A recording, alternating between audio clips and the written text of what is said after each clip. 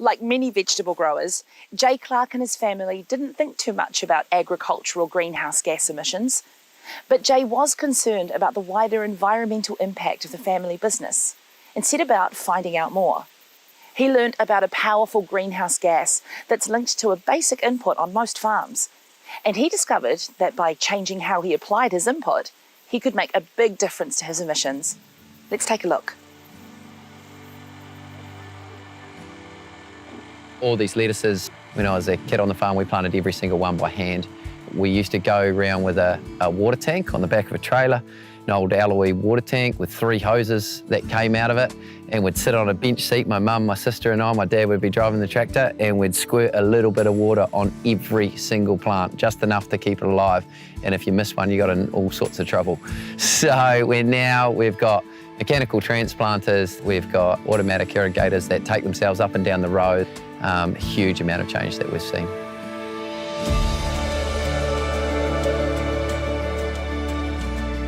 Vegetable growing is a complex undertaking, and it's complex when you're doing it for one crop, let alone doing it for 24. Our 1,000 hectares isn't one single farm, it's spread out over 127 paddocks, with 50 kilometres between the most northern block and the most southern block.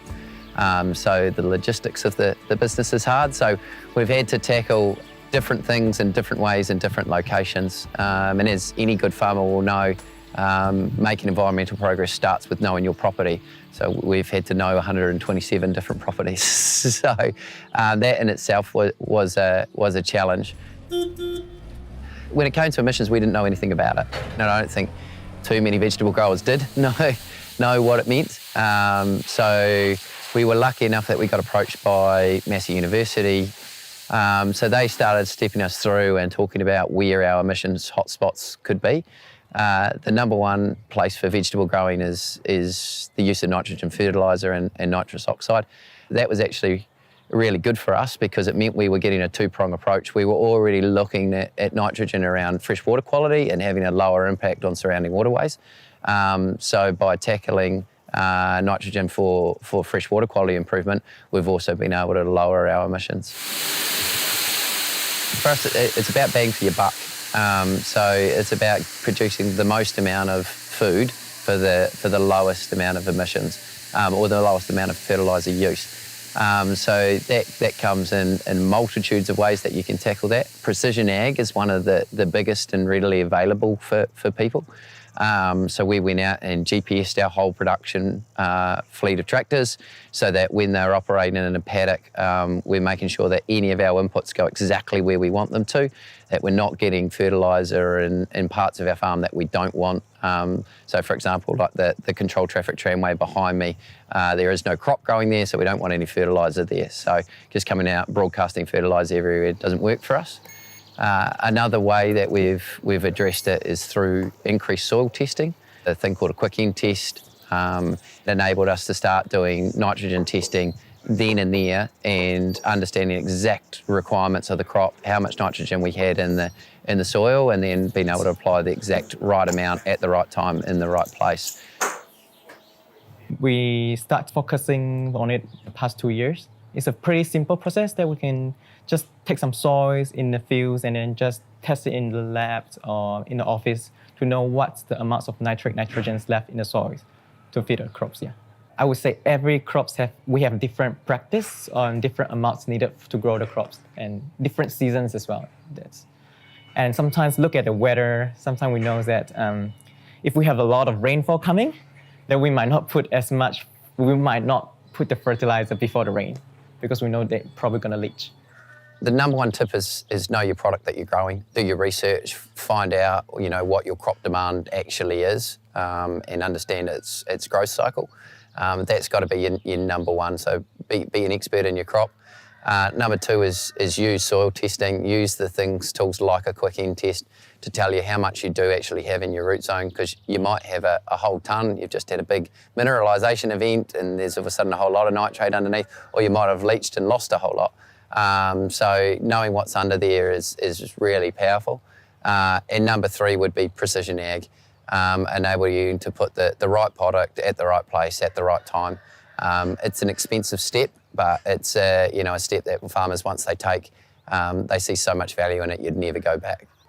Once you go down a track where you're using GPS across your whole system, your fertiliser placement will follow your planting placement, which means you can get the fertiliser really close and tight to your root zone.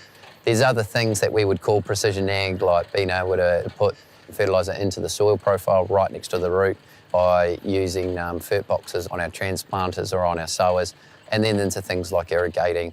So moving away from pipe to travelling irrigators that have a higher degree of accuracy in their water placement.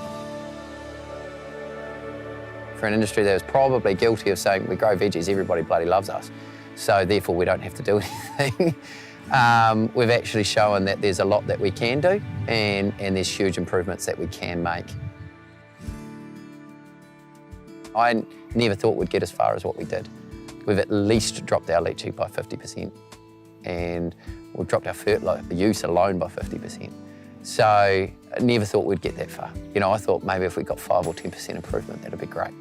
But by a whole lot of little things, and it's no one big thing, I think it's a bit of an attitude towards it all.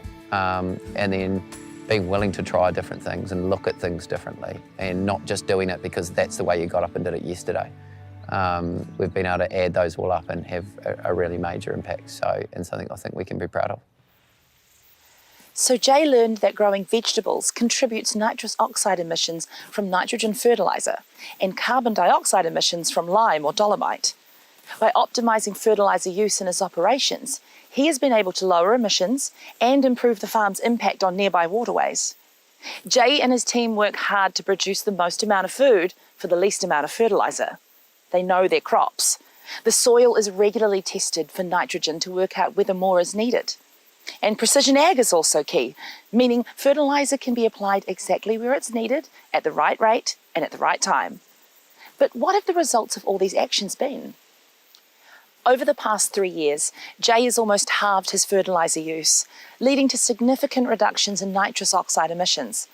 At the same time, water quality impacts from fertiliser are reduced. This change in nitrous oxide emissions is the equivalent of taking over 300 cars off the road every year.